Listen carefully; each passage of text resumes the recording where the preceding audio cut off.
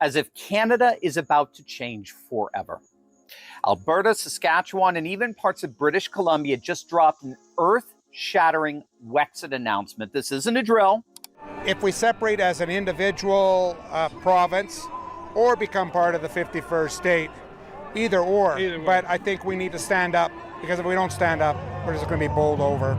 If we did become Americans, maybe we might be better off. The Saskatchewan Prosperity Project is following in the footsteps of the Alberta Prosperity Project. Western provinces just officially announced to go full nuclear on 51st to 56th statehood. Western Canada just crossed a line that permanently changes the country as the 51st to 56th state idea shifts from shock talk into real political motion. Alberta's referendum process has turned separation into an active legal pathway, pulling Saskatchewan, parts of British Columbia, and others into a shared direction that Ottawa no longer controls. Canada now faces a future where provinces gain leverage, market access, and strategic alignment by moving south, while the Federation absorbs capital flight, fiscal strain, and a breakup momentum that only accelerates from here. I've lived in Canada and Alberta my whole life, right? And is it like I have not seen any improvement? For some, joining the U.S. is about affordability. There's too many taxes here. Main part frustration in Western Canada has been building for years, but something critical just changed because that frustration crossed out of complaint mode and into action mode. People who felt ignored, overtaxed, and boxed in by decisions made far away stopped waiting for reform and started looking for exits that actually moved power. When frustration reaches this level, it no longer vents through speeches or social media. It demands a mechanism that forces consequences. 177,732 signatures are needed by May 2nd to put the question, do you agree Alberta should cease to be a part of Canada to become an independent state, to a referendum? That mechanism is now live. Elections, Alberta approved a citizen initiative petition in December, placing Alberta's independence question inside election law and locking it to a deadline of May 2nd with a required threshold just under 178,000 verified signatures. Once timelines and rules appear, governments, investors, and institutions treat the issue as a real risk rather than a theoretical argument. Something astonishing is happening in the Canadian province of Alberta. Take a look at these lines. Over the weekend, tens of thousands came out to brave the cold for one purpose: to sign a petition to officially secede from Canada. What makes this stage dangerous is the speed at which organization replaces emotion. Signature drives produce databases. Databases turn into volunteer networks, and those networks evolve into turnout systems long before any vote takes place.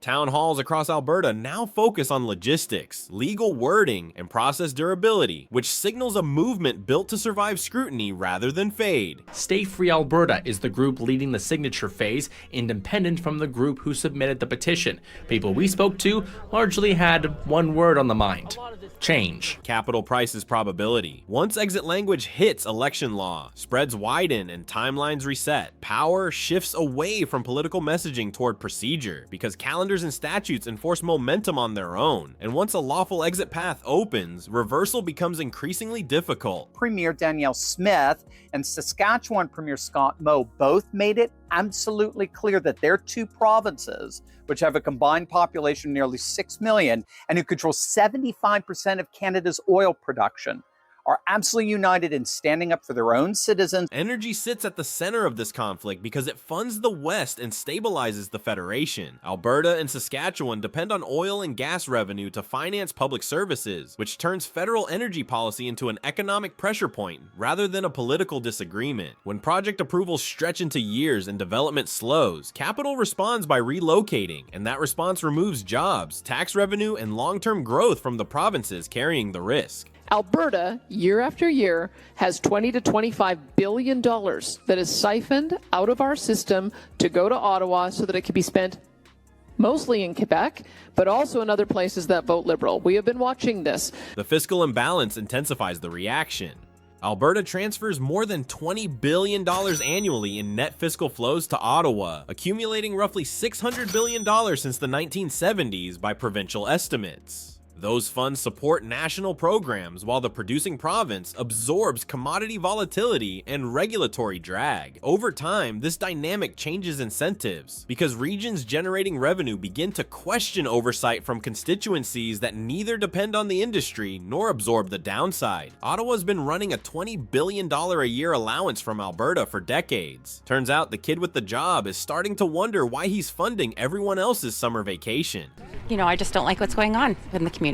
I don't like what's happening, the crazy taxes, the homelessness, the drugs. Like, there's just we need to wake up a bit. Western Energy already sells south, prices south, and integrates directly into U.S. supply chains and refineries. Washington purchases the output while Ottawa sets the constraints, creating a misalignment that turns loyalty into calculation. When production, exports, and markets point in one direction, political alignment eventually follows. But at the end of the day, not only is the United States of America our largest trading partner, North and South, they're our most trusted and important ally. This escalated the moment the same legal posture appeared across multiple Western provinces. Saskatchewan aligns naturally because its economy rests on energy, agriculture, uranium, and export routes already oriented south. Support for separation there has risen to roughly 40 to 45% in recent years, a level that forces political leaders to treat the issue as structural rather than rhetorical. At that range, separation becomes a variable in governance, rather than a fringe idea. The goal is to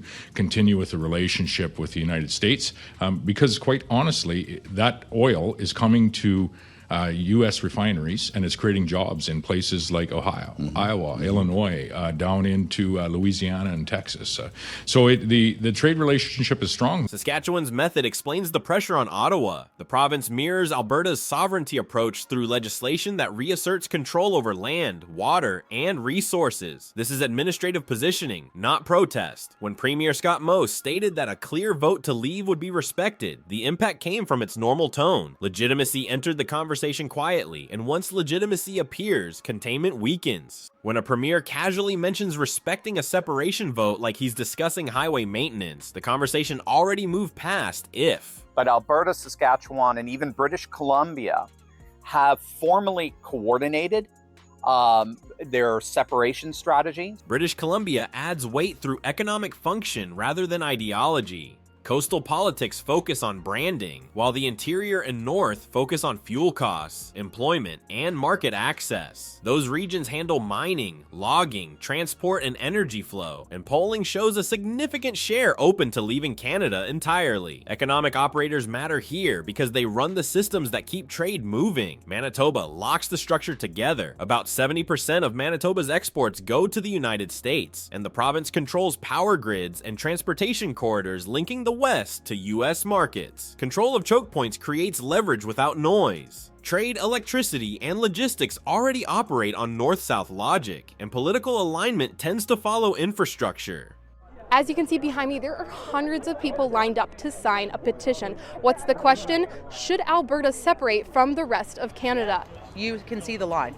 Like, the lines are there everywhere. For every event, doesn't matter, small town, big city, medium city, the lines are there. At this stage, the West functions as an integrated economic zone, rediscovering its bargaining power. Statutes, courts, and supply chains already align closely enough to apply pressure without coordination announcements. Ottawa continues to frame this as regional dissatisfaction, while provincial actions reflect an understanding that leverage already exists. The legal system accelerated this process the moment judges began treating separation questions as procedural matters rather than political theater. Court review signals legitimacy because it tests wording, thresholds, and compliance, which immediately elevates the issue from rhetoric to enforceable process. We're not your enemy. We've actually done a lot for you guys, so now we're just going to do it alone. We could actually prosper for the first time in years without having to run through Ottawa's red tape, which we're sick of. Canada's own Supreme Court framework on secession set the rules years ago by establishing that a clear question backed by a clear democratic result creates an obligation to negotiate. That precedent applies nationally, and provinces invoking it act fully within Canadian law while challenging its outcomes. This approach carries weight because it replaces confrontation with procedure, and procedure reshapes power dynamics faster than protest ever could. Canada built the legal exit ramp itself, then acted shocked when provinces found the keys. Hope, prosperity for our children. for their futures, because right now in Canada it's a sinking ship, and if we don't take our little lifeboat and throw it out and get off all we can, we're going down with the ship. And we don't have to. We are giving away so much money to Ottawa. We're so controlled. We're losing our freedoms. Western provinces already operate inside US-centric trade gravity. About 60% of Alberta's exports and roughly 70% of Manitoba's exports flow to the United States, anchoring energy, agriculture, electricity, and logistics to American buyers and utilities. When supply chains, contracts, and delivery schedules point south, counterparties plan around reliability and access. Procedural seriousness lowers uncertainty for them and raises leverage for the producer. Alberta sent nearly $250 billion more to Ottawa than it received back in federal spending. $250 billion more than they received back. Canada starts paying the price the moment a serious exit process goes live, long before anyone votes. Alberta alone sends more than $20 billion every single year into federal coffers. Money Ottawa relies on to fund programs, balance budgets, and keep the system running. The second that cash flow looks uncertain, the math breaks. Budgets wobble, forecasts lose credibility, and borrowing suddenly gets more expensive. Taxes, employment, and housing. We have to work even harder because we're too busy paying all of our taxes out east, and we get nothing back in return. And the people here have to work extremely hard to pay their rent, to pay their gas bills, to buy their food, and I think enough is enough. Investors do not wait for speeches or unity slogans. The moment uncertainty appears, capital demands a higher return or leaves altogether. Energy projects stall, mining expansions pause, and infrastructure plans quietly get shelved. Even a small risk premium pushes money south, where timelines are shorter and rules feel clearer. That drag compounds quickly because fewer projects mean fewer jobs, lower tax revenue, and slower growth. Trade pressure makes it worse. About 75% of Canada's exports depend on the US market, which means any disruption in Western supply chains ripples straight through the national economy. Currency markets notice first, confidence slips, the dollar weakens, and import costs rise. None of this waits for a referendum result. It happens as soon as the process looks real. The federal government doesn't seem to be interested in working with Alberta. And it's unfortunate, but you know what? We have a choice to make, whether we continue the status quo or we can make a change.